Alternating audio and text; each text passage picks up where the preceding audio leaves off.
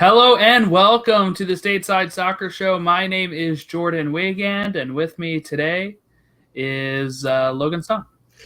Yeah, I'm currently sitting here in the Gabriel Heinze, I guess, cabinet because I also got fired from my FIFA team. That's right. I should have led with that. Oh my goodness. Somebody fired from his career as a coach this week. We don't have Gabriel Heinze with us. It is Logan Stone. It's rather unfortunate, to be honest. I was just sitting there and like the little numbers started dropping. I'm going, I'm doing pretty much everything you're asking and we're winning. So I don't really understand. Like, give me time to make some signings and get rid of some money, and then we can make that profit. And I got canned. Like we were climbing. We were in like 7th going up. And I was going to get into like a relegation playoff match and we would have gotten the Premier League, but they fired me. So Heinze and I are currently looking for jobs. So if anybody out there is also looking now, for did you let your little computer guys have water breaks, or was that a no? That was a no. No, yeah, that might have been part of the issue. No water breaks. They had to wear long sleeves and jackets and hoodies just to prepare for the climate in Miami. Yeah. So well, it does sound like what they would wear in the middle of summer in England anyway. Yeah. Right. We even hit our players. So. Well, yeah, that was leading news here. Gabriel Heinze let go. We were just talking about this on Saturday. We were like, he probably got like a year, right? But more information has come out since then about what actually happened. Like water breaks, him limiting how much water they could have. This is from like Doug McIntyre, I believe it was, on Yahoo. Limiting how many water breaks they can take during practice and the preseason. On days off, having them come in instead of giving them their mandatory day off. So just all around some bad situations there. And it makes you really wonder what took so long, Logan, for him to get fired. Because it seems like they were like, well, let's see how it does when the results shake out. And we've been in a long stretch of the results not shaking out. Then you have the Joseph Martinez issue, which they say this has nothing to do with why he was let go. But then all this other stuff comes out, and you're like, it sounds like he's actually on he was on strike 3. He should have been on strike 3 months ago, and it seems like he just kept, fouling them off until he finally swung and missed this weekend against the Revs. I was going to say it must have been like a 17 pitch at bat for him because it's funny. 2-2 draw. I feel like every time, we did this to Chris Armas too, Jordan. You did it mostly because every time that we talk about a coach that coming week, so whoever we're going to talk about today is in a lot of trouble. But no, I think, there's part of the problem with this newer generation of players too. You've got to be very player friendly. It's not like it used to be in the old day where this probably wasn't even a news story back in the old days because coaches were just so abusive of their power. Yeah. For instance, basketball. I go to basketball because everybody really understands the Bobby Knight thing where he used to hit his players and like grab them by the hair and do all sorts of things. Throw no water breaks, throw chairs, slap people. They ruled by fear instead of by anything else. Right. And if you look at the coaches nowadays, and I'm not saying that was right. I'm just saying the fact that nowadays, you've got players that, really look to their coach to be kind of this like 12th man, maybe like a team captain instead of like the authoritative figure. So you've got to be pretty player friendly. I know that there's some players that obviously are a little bit of a headache, but I think that even more so the players kind of control the destination now, whereas the coach is just kind of there, making sure his players are happy and maybe coaching a little bit. But it does seem like the players do control a lot of the atmosphere in the locker room. But this was just, after this story came out and then the fact that it had nothing to do with Joseph, this team's in a lot of trouble. Do you buy I don't buy it completely, no. I think a lot of it has to do with Joseph. I think this was just added pressure to put onto him so that so you could justify to your fan base that you're, this many matches in and you've got to fire your coach because, you're about halfway through his first season and it's not working out well. But again, this is starting to put a lot of crap on Atlanta. If Joseph does end up leaving, which I do think is still a possibility, there's just so much wrong with this franchise now. So it'll be interesting to see what they do to bounce back from it. Well, he did talk with the press today. He said that he has another year on his contract and he wants to retire here. So I think on his end, I think it might be resolved, and I think it may have been. Look, we had two situations that are very similar here. Josie Altidore was sent away to train with 15-year-old with Toronto when whatever happened with Chris Armas. Then once he was fired, Josie's brought back into the fold. We have a similar thing here where Joseph was, sent away for the last week and a half to 2 weeks. And now the coach gets fired, and I assume the interim coach is going to be like, we're slotting Joseph right back in there. And I wouldn't be surprised if Joseph scores a few goals because of that. Same way Josie did against Orlando. But let's just show our predictions again from Eastern Conference. So I had them 2. You had them 5. And I got to give a shout out here to Corbin, one of our listeners and followers on Twitter and Instagram, because at the beginning of the season, he's like, why is everybody ranking Atlanta this high? I bought into the Heinze, I don't know how to say the hype, right? Yeah. Because people are like, this is them going back to their roots from Tata Martino. This is them, leaving the Frank de Boer. And I thought that's your new manager bump, but it sounds like they replaced a Frank de Boer who doesn't really have a lot of those complaints against him with somebody that was just like a monster when it comes to this type of stuff. And I'm starting to think maybe they won't get second now. I think they're a little far away from that. They are very far away from it. But, maybe they have that new manager bump, the TFC bump. So what team do they face next? Because we got to watch out. They're going to have a 7-1 victory coming up here in their next match against Cincinnati. Cincinnati, we got to talk about them later as well. But, yeah, are we good to move on from the Atlanta Heinze situation? Yeah, I think so. Just one last thing about it, I guess, is Rob Valentino's taking over, which he had been there, and he got appointed the new head coach. So it'll be interesting to see what he changes. I wouldn't say former the formation. Orlando player when they were a USL team. Right. So and there's not many changes that I don't think are going to be made as far as formation and player personnel, because that just doesn't tend to happen when you fire a coach in the middle of the season. It tends to stay about the same team. I really don't see this. Just real quick, they did say that they're looking to sign a player this summer. Right. That was the Carlos Bocanegra, Darren Eales press conference after this firing. They said that they're still looking for I think they said a starting 11 quality player to bring in. So, right. But maybe a happy Joseph means a happier Atlanta United and a better Atlanta United. But again, he hadn't been real impressive even in the games that he had been playing. So I guess we'll see. Time will tell. That could be, though, that he was not allowed to drink any water. You had a water sponsor. Do you wonder if they do a hydration break? If Heinze is like, no. I know there's a hydration break. It's FIFA mandated, but we're not drinking any of it. Logan, put that down right now. Good Lord. But no, you're probably right. I mean, it's a good thing they play indoors, I guess. I don't know. Maybe they probably don't have that many of it. Yeah. You may drink now if that's nice. What you want to do. Appreciate that. Before we move on to the actual league games and stuff, today the U.S. Soccer Federation confirmed the cancellation of the 2021 U.S. Open Cup. We kind of figured that was coming. It was postponed in April when they were trying to do a limited 24-team tournament.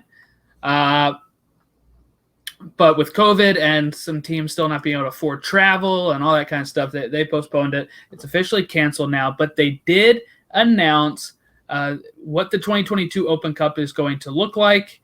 It's going to run from March through September of next year and is expected to set a record of number of competing teams. So 99 teams participated in 2017, which was the record. And 100 clubs were scheduled to start playing in 2020, but then that one was canceled as well. There's going to be, this is from Sports Illustrated, there will be more time between tournaments early rounds. So before, sometimes it'd be like a week or two break between it. It seems like we're going to have some longer breaks the way that you kind of do with like an FA Cup.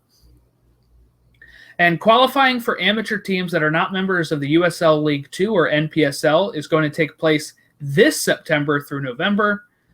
And half of MLS's 25 entries will be seeded into the round of 64, which will increase the potential number of lower division sides advancing to the round of 32. All rounds involving MLS and USL clubs, USL championship clubs, will be scheduled outside FIFA international windows. That used to be an issue as well. So the first round is going to be March 22nd to March 23rd. Second round is April 5th through 7th. Third round, April 19th through the 21st. April 22nd is the round of 32 draw with a May 10th, May 11th round of 32. A round of 16 is on May 24th and 25th with the quarterfinals June 21st to June 22nd. A semifinal in July 26th to July 27th. And a final is either on September 6th, 7th, or 13th, or 14th. And apparently that game's going to be on ESPN Plus. I know some people were complaining. I've seen a lot of people complaining on Twitter about it being on ESPN Plus because sometimes it's on ESPN too. I will say there's pros to ESPN Plus in the fact that you don't have to have cable to watch it. A lot of people cutting cable nowadays. But it won't necessarily help grow the sport that way. But I also do remember the days when Seattle was in it all the time and winning it. The final was on Gold TV, which I think is defunct now, and it used to be the channel that the Bundesliga used to be on. And nobody had that channel. I had to find like an illegal stream. I was sitting in Old Key West watching with my friend Dave Sporting KC versus Seattle Sounders or something in one of these cup finals. So we're coming a long way there. I will say that much. Next, we got to get like the whole tournament broadcast because sometimes I think it's only on like the websites of the teams. Last update I want to talk about here real quick is the U.S. women's team kicks off their Olympics. Probably by the time you listen to this, it would have already happened. So it starts Sweden versus the U.S. women's team at 4:30 a.m. on July 21st. That's Eastern time. If you're on the West Coast, it's a little easier. You just stay up till 1:30. Well, the game starts at 1:30, and then you stay up till 3:30, go to bed. It's a lot better than, I don't know, waking up early. What would you have to do? Wake up early for 4:30 or stay up and power through? What would you do? Well, Jordan and I will be waking up. Yeah. But Jordan, you could watch it before work. That would take me getting up at 4:30, which right now when I'm working from home, I can wake up like 5 minutes before my shift. Yeah, I wish it was at 6:30 or something like that. It's much more manageable. But 4:30 is brutal because you're right. You're in that like if you stay up, that's staying up really late. And then going to sleep, I guess, at 6:30 or 7. It's hard to get up, yeah. Yeah, and then and most people work tomorrow. And then I would say if you're gonna wake up that early, then I guess that'd probably be easier. If you wake up and then try to power through the day, I guess maybe call it in or something. I don't know. Their second game is on Saturday at 7:30. That's a little bit more manageable. And then on next Tuesday at 4 a.m. against Australia. So we'll see how the women pull it through. We'll talk about those games a bit and the results. I'm not sure if they'll be able to have them on demand to watch them later or not because I can't record anything. So we'll see how that goes. I might be able to share my one of my streaming services with you that I can record on. So. Oh, yes. Yeah, or I will have to buy my own. Yeah. Yeah, Jordan will buy his own. All right. Clarity for our listeners there. Any sponsors? Fubo? You want to hand out some free Fubo? I was going to say. I'll record. I'll record a promo for that. Yeah. You like football? You like TV? Then grab Fubo TV. There you go. You're welcome, Fubo. Not an ad. Hashtag. Okay. Let's talk some of these games that happened, and then we'll go to the U.S. game. But this weekend, we had a crazy weekend. If you're watching the video stream, you may see my jersey I'm wearing this week is Minnesota United. Why is that, Logan? I'm guessing because they done in the Invincibles. They did. They took down our last hope of an invincible team in MLS for this season anyway. And they beat Seattle 1-0. If I knew how to work this stuff better, if we had like flashy production here, I would play the clip of you last week saying, "Oh yeah, they stay undefeated." Who's he talking about? I didn't say that.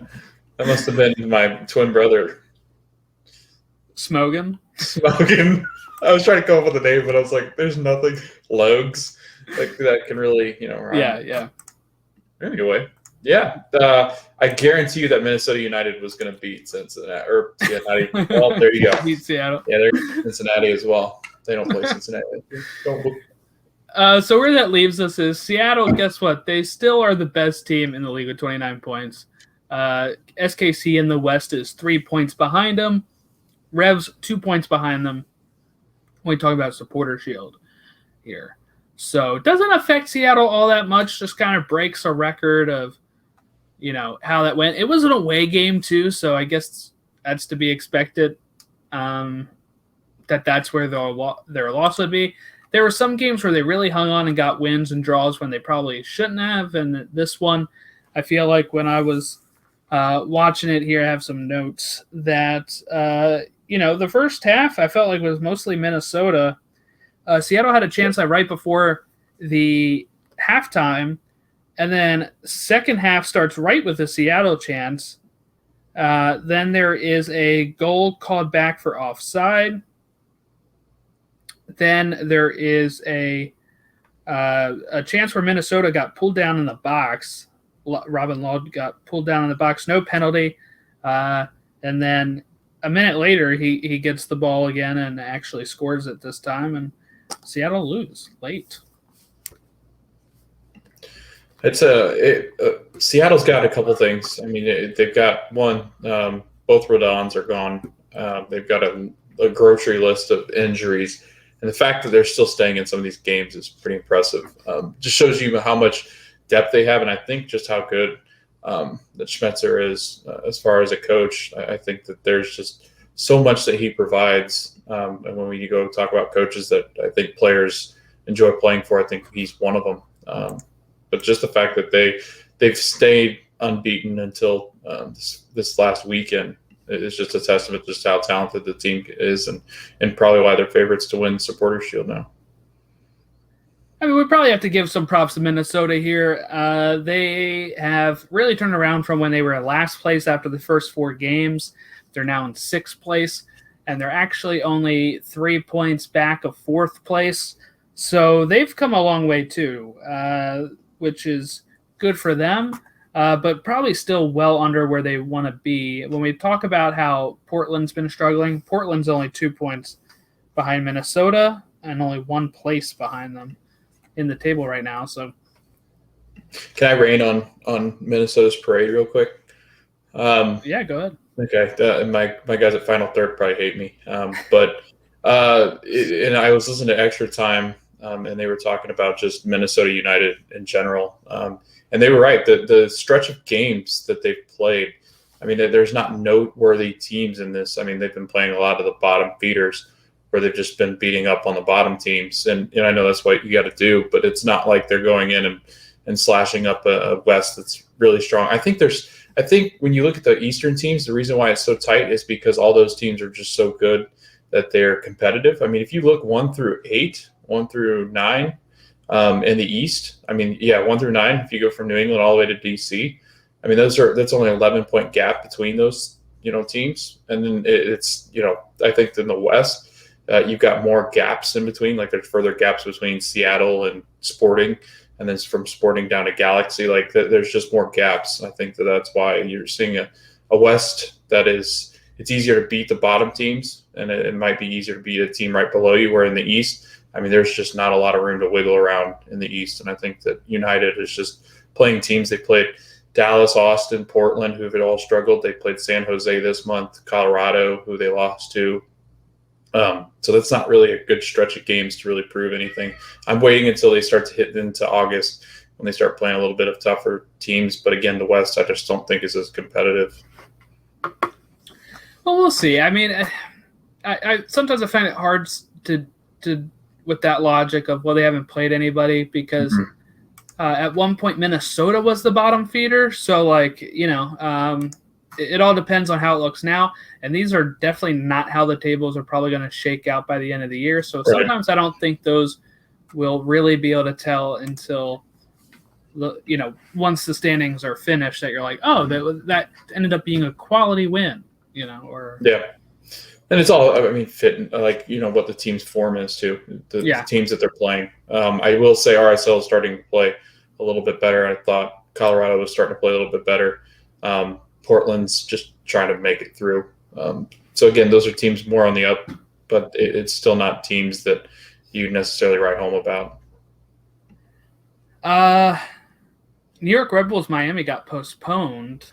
That game was supposed to be at on Miami Saturday. Right? No, it was in New York. It was during our East Coast your hurricane Mid-Atlantic rainstorm. That was all Saturday and Sunday pretty much.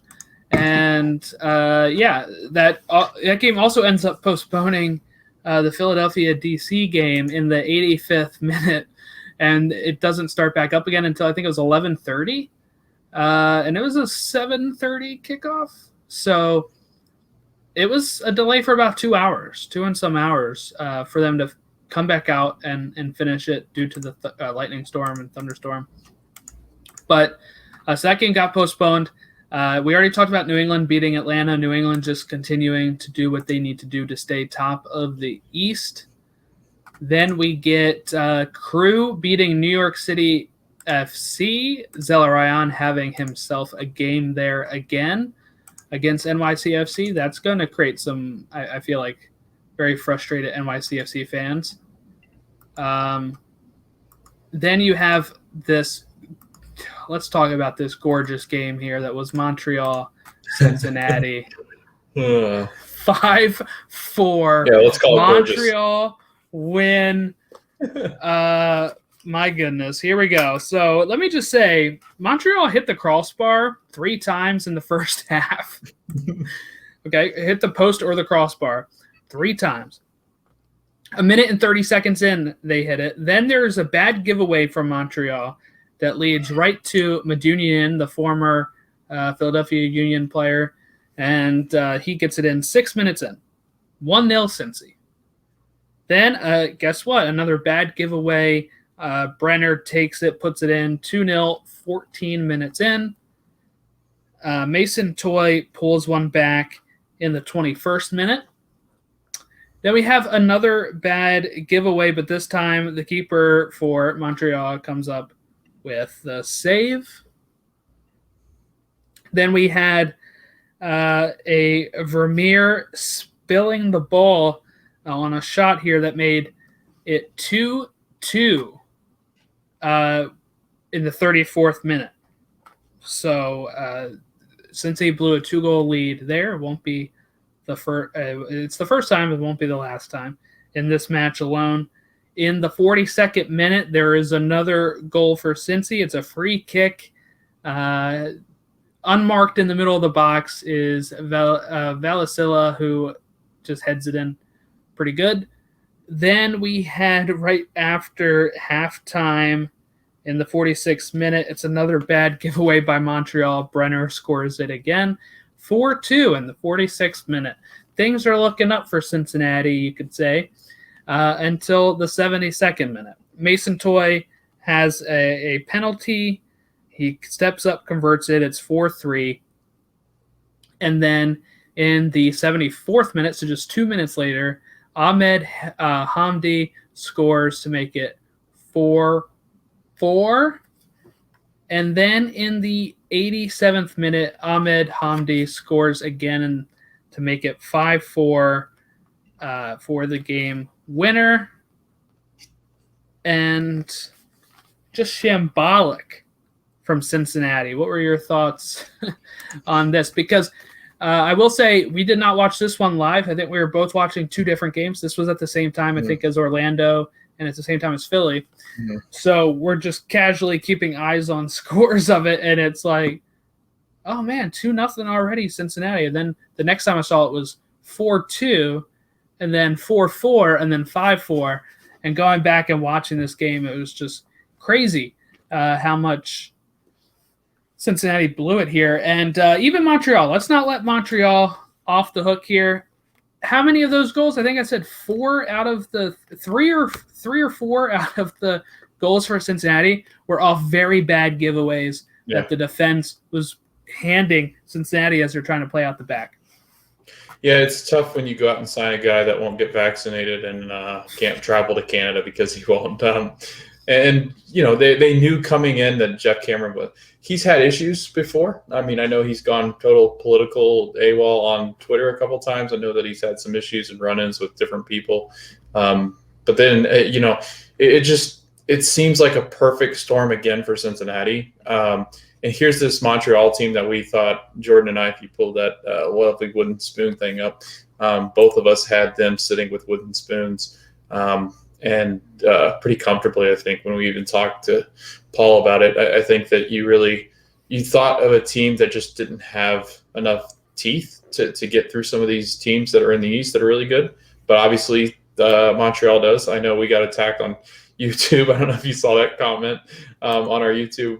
You go way back to our predictions. Somebody went and watched it and left a comment that said today. Yeah, this was right a week ago. It's probably still on there. You can go see it. But yeah, we kind of got lit up for getting Montreal that low down into our predictions. But this, I guess, we can apologize. They're 4th. They score really well. I thought that Mason Toyce played extremely well with the team.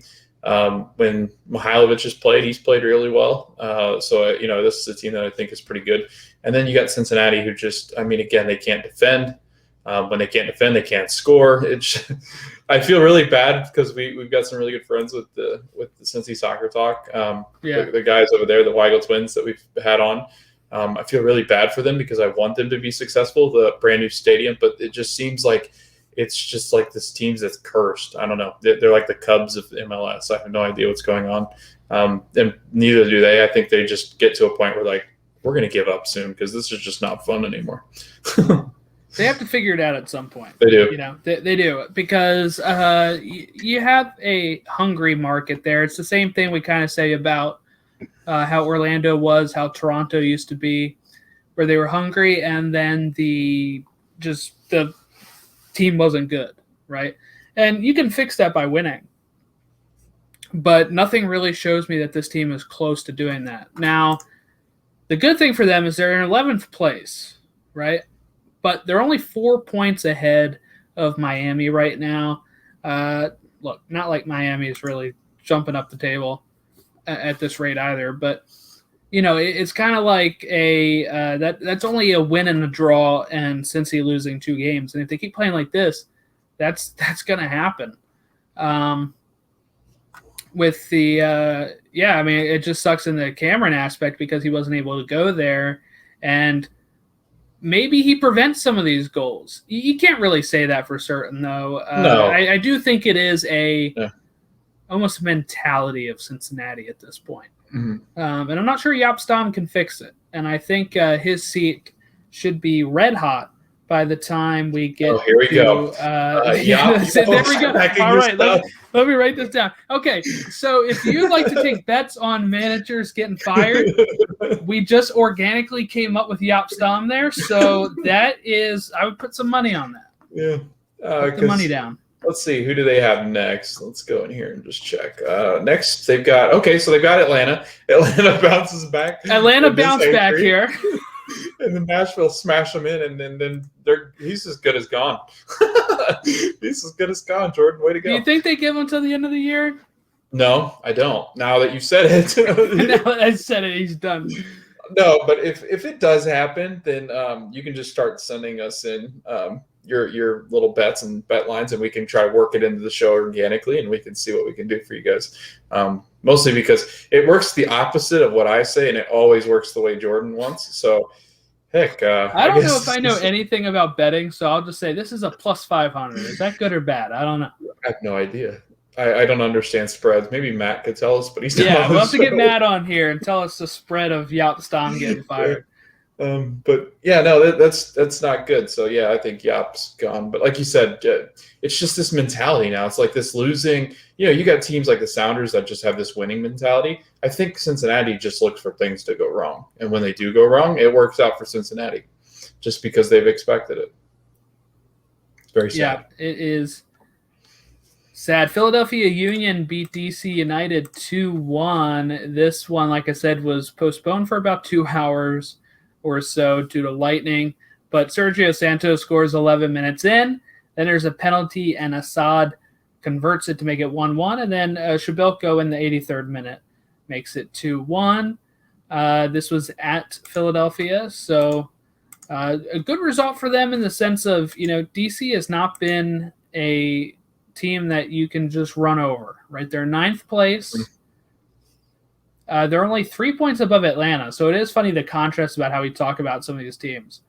Yeah, but DC when you look at they score tons of goals. Though. They have 18 goals compared to Atlanta's 13.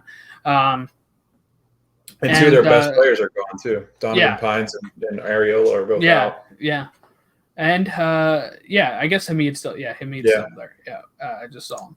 But yeah, so it's a good result for Philadelphia. Especially to get the win at the end, which was literally, I think, 2 minutes before they had to pause the rest of the match. So it was good to not have to worry about coming back out and at a tie game and trying to get up to speed. You already had the lead at that point. Toronto won, Orlando won. And this was where Josie scored 72 minutes in, and then Nani scores in the 77th. To make it a 1-1 draw at BMO Field. So another game up in Canada. And Josie gets on the score sheet here. He got to celebrate with his fans. But Orlando get the point. They're doing okay. They did slip to 3rd place, but they have 1 less game played than the Union and New England. And they're only 1 point behind Philadelphia. So a win in that game puts them 2nd. But we got a bunched up East here. After you get, underneath New England, you have a 3-point difference from 2nd to 6th. That's pretty crazy. And I think all those teams have 13 games played except the Union. I think Union are the only ones that have 14 played. Yes. Yep. So, and New York City FC have 12. Yeah, they have 12, so they could be in that 20 bunch too. And so could Red Bull because they've only played 12. It's wild. This table that's like I said, it's just so compact. It's almost like they're all so competitive with each other, which is really fun. It's going to make playoffs really great because these teams. I don't think there's a lot that separates them, especially the top 3 or 4, because I do think Nashville eventually moves up above Montreal. But every time I keep saying that, Montreal just continues to so if you want to bet some money on that, the opposite Nashville will finish below Montreal. But I don't know. This is exciting. Orlando plays Philly on Thursday in Orlando, so that'll be a pretty fun one. I still think. You will be there. Yeah. My sister will be there. She's on the opposite side of me, though. She's an Orlando fan because she lives down there. So, but I will be rooting hard for the Union in that game. We gave our predictions to the Final Third podcast. You wanna say what yours was? Yeah, I picked a 1-1 draw. Orlando seems to be in that real spell of just not being able to pull ahead of people. I said 2-1 Union win. Let's go. Dupe it up. Those are the 2 I would take. I would take Union winning or a draw. Orlando just doesn't feel right now. There's a lot going on. DK's missing. Mueller's kind of like MIA because there's a lot going on, I think, with his transfer stuff. So I don't know. It's very interesting. A lot of injuries in the back too for Orlando. That does not bode well when you've got a Union team that can light you up sometimes. So. Nashville put 5 past Chicago. They finished that game 5-1. Hani Mukhtar. Yeah, Mukhtar with a 16-minute hat trick, and actually only a 6-minute hat trick. He scores his first one 10 minutes in, then the 13th minute, then the 16th minute. There is a red card on Kappelhoff as well for Chicago. But it's fun when you have these type of hat tricks that just out of nowhere. 3 goals in 16 minutes, 3 goals in 6 minutes technically, but I think they said it's the fastest hat trick. There was some confusion regarding that at some point, but I do think they officially said it's the fastest MLS hat trick. I did hear that the guys from Gold Cup were the ones trying to decide if it was the fastest from hat trick because they kept going back. It was, and then it wasn't, and then it was, and then it wasn't. Yeah. The official scorers of the Gold Cup were like, we got to officially score if this is the fastest hat trick in MLS. It is. No, that isn't. Yeah. Let us correct it. That earned Hani Mukhtar the player of the week, though. When you score a hat trick in 6 minutes, that usually deems you a pretty. Does it also give you something fun? You know how like they'll be like, this team scores a few goals, 6 pizzas or something. Yeah. So it's like something ridiculous like. Since Mukhtar scored a hat trick in 6 minutes, we have 6 pizzas for $5.99 at Little Caesars. See here, I think I'm going to go on a tangent here because you're talking about giveaways. So I had this great idea for Orlando City. And Einstein Bagels, you can call me up when you're ready to get this done for Orlando City. So if Orlando City keeps a clean sheet, wouldn't it be very apropos to give an award and call it the Rodrigo Schlegel's bagel and have free bagels for people when Rodrigo plays? How about only when he's in goal? Oh, yeah. That's what Einstein Bros would be like. Yeah, that's what we'll do when he's in goal. Yeah, we'll give everybody free bagels, and then And then last year when it happened, so like, oh no, they're like, oh crap, close it down. But no, that was my thing because the Orlando City gives I think it's like 50% off when Orlando City either draws or wins. It's always like Papa John's. Is it like Papa John's or Pizza Hut? Oh, Pizza Hut. Okay. Yeah. I like Pizza Hut better. So then you would like Orlando City's stadium because they're the official sponsors Pizza Hut and they have like a Pizza Hut. Oh yeah, stand. they have a Pizza Hut there. Yeah. So yeah, just there's my tangent. The Rodrigo Schlegel bagel. So. That's the new giveaway. I'm actually going to email Orlando City after this. And there you go. Do it. I dare you to do it. Do it and then post the email on Twitter. I'm going to do it. You got to do it. I'm doing it right now. I'm going to make so what I'm going to do is I'm going to Photoshop a bagel next to Schlegel and tag Einstein in the Orlando City and lay down them and just do it. And see what happens. And it's funny. People will see that post before they listen to this, and they'll be, I don't get it. And then they'll be like, oh my goodness, it was the inspiration right here. We witnessed that. Yeah, Rodrigo Schlegel bagel. Colorado drew with San Jose 1-1, and Vancouver beat LA Galaxy 2-1. I was watching this game, and I was shocked, I tell you. But It just 77th minute, Dahome scores to make it 2-1. There was a goal for Zubak, I believe, that was called offside. That would have given LA the lead at one point, and then that kind of reversed. But Galaxy have a hiccup there, but they're still in a pretty minor spot. Yeah, that's just a minor one. They look like the second best team in the West, so they need to keep it up because SKC they're going to lose a lot when Busio leaves. That's just going to be real tough for them, I think. LAFC beat RSL 2-1. This was a fun game. I recommend everybody to go watch the highlight package if you haven't, or watch the full game on ESPN Plus.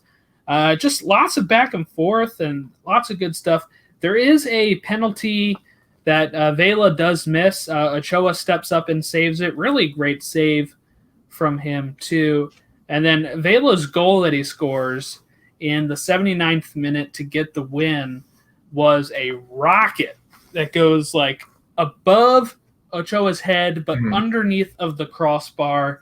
beautifully placed, wonderful. LAFC with Vela in this lineup look good. I mean, they looked really good. If we looked at the stats are insane. which I wish it would load. Here it is. 29 shots to 3. Okay. 9 shots on goal to 2. And those are the big ones. LAFC had 5.44 expected goals compared to RSL's 0.8. Ochoa really stood on his head, though. 8 saves. He had to have, because that's saves. A lot of expected goals to have just 2 goals. I mean, that's almost 6 goals that you can round that up to, which is nuts. And did you see Ochoa posting? Sorry to go on so many tangents. Ochoa posting his picture of him with the Mexican national team. Yeah, a lot of people thought it meant he's picking them. He said, "Don't read too much into it." And yeah, although it probably doesn't help that he's been left out of the Gold Cup roster, but I think that was just to get Turner some more minutes because I think Berhalter wanted to see Matt Turner play. It also probably doesn't help that we kind of have Stefan Stefan's still young. Yep. So, and we have Horvath, who's still young. So, like, Ochoa's pretty blocked in if I wouldn't blame him to go to Mexico, like, at this point. And honestly, the way that he played in big games, not to bash on him too hard, but I like Stefan and Horvath more than I would like Ochoa, because I think Ochoa kind of gets a little too feisty sometimes. So Portland beat Dallas 1-0, and Ibobase scoring. I don't know why it's taken them so long to play him just in the middle of the field to be a number 9, but they love putting him on like the left or the right usually, and he just exceeds so much better when he's just right up the middle. I saw where you like to tweet too. Like, how long is it going to take before the U.S. realizes that he's also around? Yeah. You know what I mean? Yeah. Because again, that's another one Christ left off of the roster. Right. And we got Eric Williamson called in, so maybe we can do the same for Jeremy. Because I feel like it's the same ilk. Like, we need more creative players sometimes in the middle when some of these players are out. Like if Weston McKennie has to miss time, or Pulisic, or Musa, or any, just rattle off the names. Where do you go? I think Ibobase is a great fit. And as the manager of the U.S. men's team in my FIFA career, what are your thoughts on this, Jordan? You haven't gotten fired from the Federation. I have not. No, I have not. I did not pull a Logan or a Heinze. But let me just say, I beat Canada 7-0. Okay, so who should have the job more is what I'm saying here. And moving to that, let's move to the Gold Cup because we already talked about Seattle, Minnesota, so we can move on from that. That was the one game on Sunday. But also on Sunday, and Shaq Moore scores 20 seconds into this game as I'm bringing in the last of the groceries. So I step in and I turn the game on the TV, and it's like still doing pregame stuff. And I'm like, okay, I only have like few more things left in the car. Mm-hmm. I go out there and I get like the last things. I come in and Shaq Moore is celebrating, and I already missed the highlight of it. And I was like, what? And I even thought to myself, like, as I'm walking out there, if it starts, I won't miss anything in the first 20 seconds. And of course, that's when it happens. But you know what? I'll take it. I'll take the win over me witnessing the goal live. I saw the highlight of it. It was a good goal. But yeah, USA score 20 seconds in, and that's the scoring. It's 1-0. But when we look at the game as a whole, Canada dominated this game. 14 shots to USA's 6. Possession leans to Canada at 55-45. Now, the USA won the game. They win the group. That's kind of what we wanted to see when we talked on Saturday. We said it's good for this group to have to win. And I think that worked in their favor because they had to, once they scored and were getting owned, they had to kind of lay out for it at times. Turner had to come up with some saves. But Buzio didn't really play all that great. The midfield as a whole was just Kellen Acosta a big hole. Canada was just running through us. Yeah. It wasn't a lot to stop it, and I don't know how you stop it at sometimes like this. And it was pretty brutal. I will say, though, that Canada, it was impressive. They've been, I remember back in the days when their only player was Dwayne De Rosario, and they would never even get to like the last round of qualifying for the World Cup. So they are improving, and they have all these young players like Alphonso Davies, who wasn't there, Jonathan David, who wasn't there, right? But big blow to them, if you didn't see this news, Akinola, ACL injury, he's out for the rest of the year, and Kyle Larin is injured. Yeah. So who are they bringing in to play striker? Because CONCACAF is allowing changes after the group stage for them to add people to their roster. But if both of them are out of – I don't know if Larin's out of the roster completely, but if he's out for their next games, that pretty bad stretch for Canada, because I actually think they have a shot to maybe win this tournament if it's not the USA and Mexico. I guess Cavallini. But looking at the rest of them, like Tyler Pasher's not your typical striker. He's a wing. And then other than that, you got two midfielders, Jonathan Osorio and Mark Anthony Kaye, who are not attackers. Quarterback Corbinow, I don't even know who that is. So that's about it. But like you said, they've added that rule, and I guess it does suck because the U.S. does have so much depth that they could call upon, and the Canada as well. So I saw where like the smaller nations were upset about that rule change because to be honest, that rule used to always be a thing. Be honest, before COVID, even it'd be like once you hit the round of 16, you could make a certain number of roster changes to your 23, and that was always how it was. So then there'd be times where like, let's say we had called it, or like Shaq Moore, right, who is an overseas player. There were some times where it'd be like, okay, they're in the group stage, and as soon as we hit knockouts, we might send him back to his club, and then we'd call up another MLS right back or something. Like sometimes that's how they would do it. But that rule was canceled, or like they were not going to do it this time, and then because of COVID, they ended up adding it back in. So, I guess just takeaways from the U.S. Like the one thing that I wanted to talk about still was just how, we've got in the World Cup qualifying, we've got the attacking players solved. Like we've got when Pulisic is healthy, when the guys are healthy, when Rain is healthy, we've got Weston McKennie, we've got him, we've got Tyler Adams, who's in that center mid. We've got different options at striker like Sargent, DK, Zardes now, Hoppy. So like that was already set. The thing that I think that U.S. fans should take away from this is just how impressive the defense has been. And especially in this match, like this isn't a team like Canada was not a team that you come in and then you lose your best defender and captain and Zimmerman. And I think this game goes totally different if Zimmerman's good to go and doesn't have to leave. Yeah, because you could kind of feel it deflate after that, but the U.S. was lucky enough to hold, and I thought Donovan Pines came in and played a lot better than he had. But again, like Shaq Moore's played well. He still wasn't great though. No, not fantastic, but and then when you've got the ability to call on like a Reggie Cannon eventually when he's healthy, and he did come on, so maybe that's what happens. But you're kind of missing that.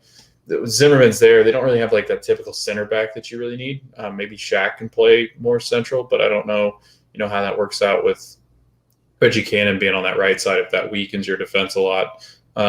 James Sands played well again. I thought Miles Robinson and Vines were really good again. But again, I think the biggest thing that we as fans can take away is just how much depth we're starting to find. Like nobody, I don't think, was thinking about Shaq Moore as a viable option. Now he looks really good. He's looked confident, and that's all a good player needs is confidence when he's young, and that just makes him turn. Like look at Sergiño Dest. It's all confidence. Once everybody's talented on this roster. Once he got confidence, it's like nobody can stop it now. So Dest has Bayern Munich going after him again. Yeah. So no, that'd be fun to have him and Alphonso Davies on the other side to play alongside. So just having those two run around like crazy, that'd be nuts. But yeah, the U.S. We still don't know who they'll play because we're recording this Tuesday night, and that's when the rest of the games are. But they will face either Costa Rica or Jamaica, whatever one finishes second of their group. Yeah. Oh man, that could be really tough if we have to go against Andre to play. No, thank you. So let's go Costa Rica, right? But I don't know. They don't have Keylor Navas here, right? So I think we're okay there. But ultimately, would you be shocked if they lose to Jamaica or Costa Rica? This team. Yeah, I would. Like, based on what we saw from Jamaica when we played their first team in that friendly over in England when we had all those guys, I still thought we dominated pretty much. I thought that we played extremely well against Jamaica. Costa Rica, I think you're going to see a pretty similar team that the team beat when we were in Nations League. League, yeah. So I think, yes, I would be shocked because I think the U.S. and I'm trying to see this but Mexico hasn't played well, and so that I think has given. And we beat Canada, and I think we look better than Canada for right now. I think the U.S. might be the team to beat. So yeah, if you're one of the top dogs and you get beat by one of these teams in this first knockout round, yeah, I'd be shocked. It wouldn't be the worst thing because I do think we found out quite a bit from some of these players that we've seen play, like Sebastian Lletget, again, continue to play like he should. Yeah. And probably one of our most reliable players. Like right now, if I'm doing world qualifying or if I'm on World Cup, Sebastian Lletget might be the first name, which sounds crazy, but it's one of the first names I try to pencil in somewhere, try to find him a spot somewhere on that starting 11, which is nuts because he, people want to bash him because he plays for the Galaxy, but I think he's been fantastic. But what about you? Would you be shocked or floored if they went out there and dropped one? No, I would not. I do think this team has some problems. It almost feels like Olympic qualifying. Yeah, I could see that. Where we did enough to get through and we were feeling good. And then I like having to face Costa Rica or Jamaica, both of those, like Jamaica's beat us before in this competition, and Costa Rica is always a team that could pull up an upset. So I wouldn't be shocked. I'm not saying it's going to happen. I'm just saying that like when I heard that's who would be playing as one of them, I was like, really? Because I do think that this team has some problems against quality opposition. In this game, DK was largely absent. Sardes was largely absent at times. There just wasn't enough for us to really get through for this squad to get through a quality opponent. The quality raised itself from when we were facing Martinique and I'm blanking on the other team name for some reason right now. Who was the other team we faced? No, I can't think of it. Who the heck did we play? Haiti. Yeah. Oh, yeah. There we go. So definitely a bigger step up from those two teams. And they struggled. They struggled a lot, and so much that they let Canada dominate the game. Yeah. And Canada is not known for dominating games against quality opposition. Like I said, they are getting better, but they're not like they shouldn't have had that much of an easy time with us. Luckily, and really they could have called a penalty against Zimmerman before he goes out injured. So there were some worrying signs there that I worry about going into this next game. But hopefully Greg just gets them set and settled, and we're able to win this game and get to the semis, and then win that game and get to the final, and then win that game and be champions. But I just don't know if it'll be that way. Mexico hasn't been super impressive, but they also haven't given up a goal. That's true. We when you look at these lineups, like I'm starting to think of like if I had to, like if we were going into World Cup qualifying World Cup, if we were doing an episode on like what is our biggest concern for the U.S. men's national team, I'm starting to think it's got to be like it's not even the defense. Like I think people thought, oh, we got a hole in the defense. I'm like, no, it's not even that. It's the fact that I think that our midfield, Weston McKennie's really good. Lletget's been very serviceable, but after that, I mean, you're looking at a really big gap between like Busio hasn't quite proven himself yet. He's very young. He's still young, yeah. Yeah, Musa again, very young, clearly very young. Tyler Adams, can he stay healthy? And he's not really a creator, so it makes you think like you really don't want Kellen Akot. Like no offense, I think the biggest issue going forward is scoring goals. Yeah.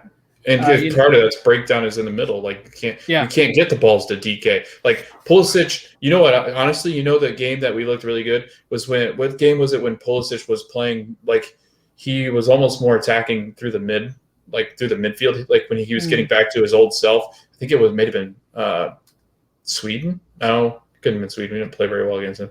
I don't remember who it was, but it was one of the games where he was getting inside enough to where he's creating in that midfield. Because without Weston McKennie, I mean, this team, if he ever went down hurt, we'd really struggle because there's no link up between the midfield and the attacking players. Yeah, and that's going to be the thing, I think, is scoring goals. Being able to create goals and score them, I think, is one of our biggest issues. It's the issues we've had, no matter who we have at the number 9 right now. And we'll see how that goes, I guess. But all right. So they will play Sunday night at like 9:30. I think it's an actual like 10 o'clock kickoff. Yeah. So that's the downside of winning the group. Going back to dang it, I knew that was going to happen. I wanted that not to happen. Going back to MLS real quick, tonight on Tuesday when we're recording is Vancouver, Houston at 10 o'clock. Then tomorrow, July 21st, we have the Crew versus Nashville at 7:30. Miami versus New England at 7:30. New York City FC versus Montreal at 7:30. Toronto versus Red Bulls at 7:30. Chicago, DC at 8 o'clock. All those games are on ESPN+. Then on FS1 is Cincinnati, Atlanta. Then we have KC versus San Jose. Colorado, Dallas. Salt Lake, LA at 10 o'clock. And 10:30 is Portland, LAFC. That one is on FS1 as well. Then on Thursday, Orlando versus Philadelphia, as the final third guys called it, the Stateside Soccer Show Derby. That's at 7:30 on ESPN. Oh, we're on a main network. You're going down, Jordan. We're on a main network. Look at that. There must be nothing on. The NBA Finals are over. Nothing else is on Thursday, I guess. Baseball's not on. The NBA Finals are done. Football hasn't started yet. Actually, Thursday will be another game if they Game 7. Yeah. If it's Game 7. So there we go. We get demolished in the ratings, I guess. Yeah. Right. And then Austin versus Seattle at 9:30 on ESPN as well. Then we have games on Saturday, which we're probably gonna have to record another one on Saturday, right? Mm-hmm. No, we don't, do we? Of course we do. We have to record every day. Oh, we have to record for the midweek matches, I guess. Yeah. So we might have another show for you there. We might have a lot of shows coming up. So many Just games. Wait till the qualifying happens. There's like a ton of games in September. That'll be fun. Oh, yeah. Well, you know what? We will really have to buckle down then. You'll be back in school. We'll have stoppage time back. We'll have stoppage time back, which we have to probably start next week or so, really. We'll get to talk every day, Jordan. Yeah, there you go. And I think that's about it. I think that's all we really have to talk about these games. Wasn't much to talk about that USA-Canada game. Just USA just not playing super well. They hung on for the 3 points, which is the important part. They win the group. And at the end of the day, so you text me, you said that was right? Isn't that what you said? Yeah, that was And I just said, not a convincing win, but a win. So that's the way I was looking at it, the positive side. You've got to grab points in qualifying, so we're getting ramped up for qualifying. Just grab points wherever you can. Exactly. But yeah, so we will, I guess, get ready to head out of here. If you want to follow us, you can follow us on Twitter at Stateside Show to see if we can get Schlegel's Bagel up and running. Instagram at Stateside Show, Facebook.com/Stateside Show, or email us statesideshow@gmail.com, or you can follow the link tree in the show notes for all of our links there. And we will catch you all, I guess, like I said, maybe Saturday release there, and we will see you then.